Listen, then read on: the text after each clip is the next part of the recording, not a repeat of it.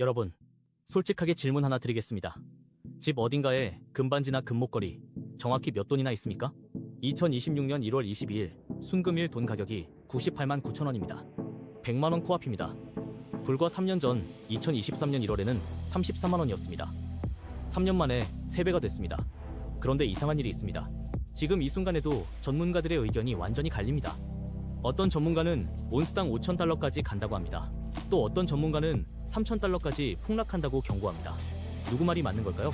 더 놀라운 건 부자들의 행동입니다. 폭락 시나리오가 나올수록 부자들은 금을 더 삽니다. 왜 그럴까요? 미쳤나 싶죠? 냉정하게 말씀드리겠습니다. 여기엔 우리가 모르는 계산이 숨어 있습니다. 첫 번째 상황부터 정리하겠습니다. 실제로 금값은 지금 정확히 어느 수준입니까? 한국금거래소 기준 2026년 1월 22일 순금 한 돈 살 때 가격은 98만 9천 원입니다. 전날에는 잠깐 99만 9천 원을 찍었습니다. 100만 원을 터치했다가 다시 내려온 겁니다. 국제 금현물 가격은 온스당 4,865달러입니다. 역대 최고가를 계속 경신하고 있습니다. 그런데 여기서 중요한 질문을 하나 던져야 합니다. 지금 사면 바보일까요? 아니면 지금 안 사면 바보일까요? 서울 강남에 사는 40대 직장인 김 씨는 작년 8월에 금값이 60만 원 대일 때 고민만 하다가 놓쳤습니다. 그리고 지금 98만 원이 됐습니다. 그는 또다시 같은 고민을 합니다. 지금은 너무 비싼 것 같다고. 여러분은 어떻습니까? 혹시 지금 같은 고민을 하고 계시지는 않습니까? 두 번째 상황입니다. 금값 폭등 시나리오를 보겠습니다. 골드만삭스는 2026년 말 금값이 온스당 4,900달러까지 상승할 것으로 전망했습니다. 뱅크 오브 아메리카는 더 과감합니다. 5,000달러에 도달할 수 있다고 봅니다. JP모건은 2027년에 5,400달러까지 갈 수 있다고 분석했습니다. 왜 이렇게 낙관적일까요? 이유는 세 가지입니다. 첫째, 중앙은행들이 금을 사재기하고 있습니다. 2025년 한 해에만 900톤 이상을 매입했습니다. 중국 인민은행은 9개월 연속 금 보유량을 늘렸습니다. 역사적인 일이 벌어졌습니다. 1996년 이후 처음으로 전 세계 중앙은행들의 금 보유량이 미국 국채 보유액을 초과했습니다. 무슨 의미일까요? 중앙은행들이 달러를 믿지 못하기 시작했다는 겁니다. 둘째, 금리 인하입니다. 미국 연방준비제도가 작년에 3차례 연속 금리를 내렸습니다. 기준금리가 3.5에서 3.75% 범위로 떨어졌습니다. 금리가 내려가면 이자가 없는 금의 매력이 상대적으로 높아집니다. 셋째, 지정학적 불안입니다. 미국과 유럽의 갈등, 중동 긴장, 중러 협력 강화. 불안할수록 사람들은 안전자산인 금을 찾습니다. 세 번째 상황입니다. 금값 폭락 시나리오도 있습니다. 시티은행은 경고합니다. 미국 경제가 회복되고 지정학적 긴장이 완화되면 금값이 온스당 2,500달러에서 2,700달러까지 떨어질 수 있다고 봅니다. 지금 4,800달러니까 40% 이상 폭락하는 겁니다. 또 다른 애널리스트는 3,000달러까지 조정 가능성을 제기했습니다. 왜 이렇게 비관적일까요? 이유도 세 가지입니다.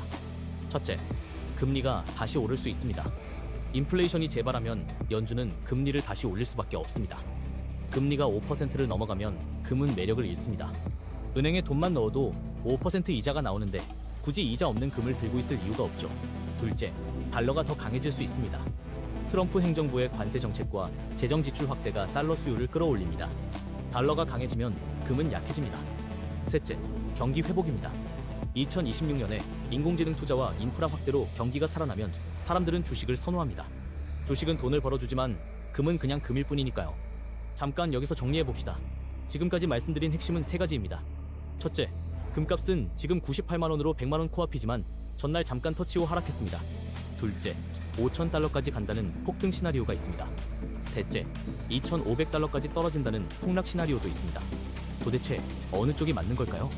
현실을 데이터로 보겠습니다. 2025년 한 해 동안 금값은 64.4% 상승했습니다. 46년 만에 가장 높은 연간 상승률입니다. 더 놀라운 건 은입니다. 은 가격은 같은 기간 141% 폭등했습니다. 1년 만에 가격이 2배 이상 오른 겁니다. 국내 금 ETF에는 올해 들어 3천억 원이 넘는 자금이 몰렸습니다. 사람들이 패닉 바잉하고 있다는 증거입니다. 그런데 여기서 중요한 질문입니다. 이 상승이 정상일까요? 아니면 버블일까요? 2008년 금융위기 때를 기억하십니까? 리먼 브라더스가 무너지고 금융 시스템이 붕괴 직전까지 갔을 때 초반에는 금값도 떨어졌습니다. 사람들이 현금이 급해서 금까지 팔았거든요. 2008년 가을 금값이 온스당 700달러까지 떨어졌을 때 부자들은 조용히 사모았습니다. 그리고 2011년 1900달러까지 올랐습니다. 거의 3배가 된 겁니다. 여러분의 판단은 어떻습니까? 지금이 2008년에 700달러 시점일까요? 아니면 2011년에 1900달러 시점일까요? 왜 부자들은 폭락 시나리오에도 금을 살까요? 여기서부터가 진짜 핵심입니다. 부자들이 보는 건 금값이 아닙니다. 시스템입니다. 금값 그래프를 보고 사는 게 아니라 금융 시스템의 균열을 보고 사는 겁니다. 지금 미국 정부 부채가 35조 달러입니다. 국내 총생산의 130%입니다. 이게 지속 가능할까요? 부자들은 의문을 갖습니다. 금리가 5%까지 올라간다고 해봅시다. 그럼 미국 정부는 빚 이자만 1년에 1조 5천억 달러를 내야 합니다. 어마어마한 돈입니다. 이걸 감당하려면 두 가지 방법밖에 없습니다. 세금을 더 걷거나 돈을 더 찍거나. 세금을 더 걷으면 경기가 꺾입니다. 돈을 더 찍으면 인플레이션이 옵니다. 어느 쪽이든 통화 가치가 흔들립니다. 부자들은 이걸 압니다. 단기적으로 금값이 떨어질 수 있지만 장기적으로는 통화 신뢰가 무너질 거라는 걸요. 그래서 금값이 떨어질 때 오히려 더 삽니다. 싸게 보험을 드는 겁니다. 자, 여기까지가 현실입니다. 이제 여러분은 어떻게 해야 할까요? 첫째, 목적을 분명히 하십시오. 금을 사는 이유가 뭡니까? 돈을 벌려고 사는 건가요? 아니면 자산을 지키려고 사는 건가요?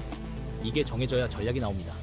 만약 단기 수익이 목적이라면 금은 답이 아닙니다. 금은 단타 자산이 아니거든요. 금값이 30% 떨어진다는 시나리오에서 6개월 만에 수익 내겠다는 건 도박입니다. 하지만 장기적으로 내 자산의 구매력을 지키겠다는 목적이라면 얘기가 달라집니다. 금값 폭락은 오히려 기회가 될 수 있습니다. 같은 1,000만 원으로 더 많은 금을 살 수 있으니까요. 보험료가 싸진 겁니다. 둘째, 포트폴리오에서 금의 역할을 정하십시오.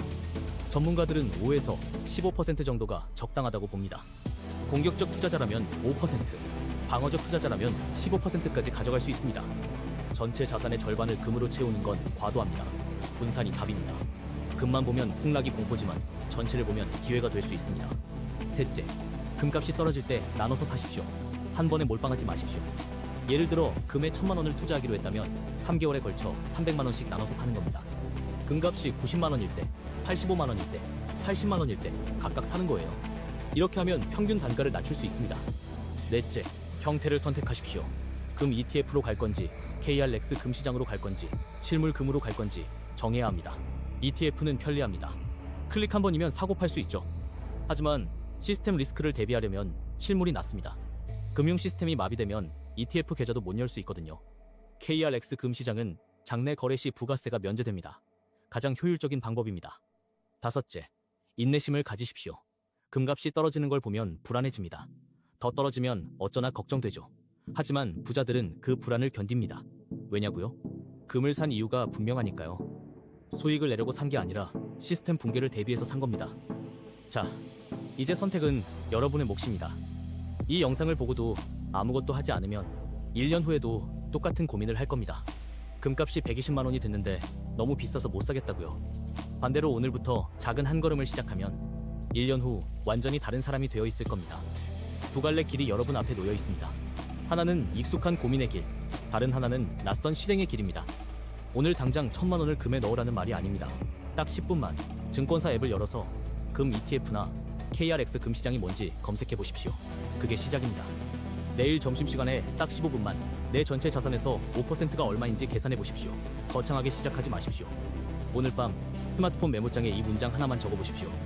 금은 투자가 아니라 보험이다. 그게 바로 부자들의 사고방식을 이해하는 첫걸음입니다.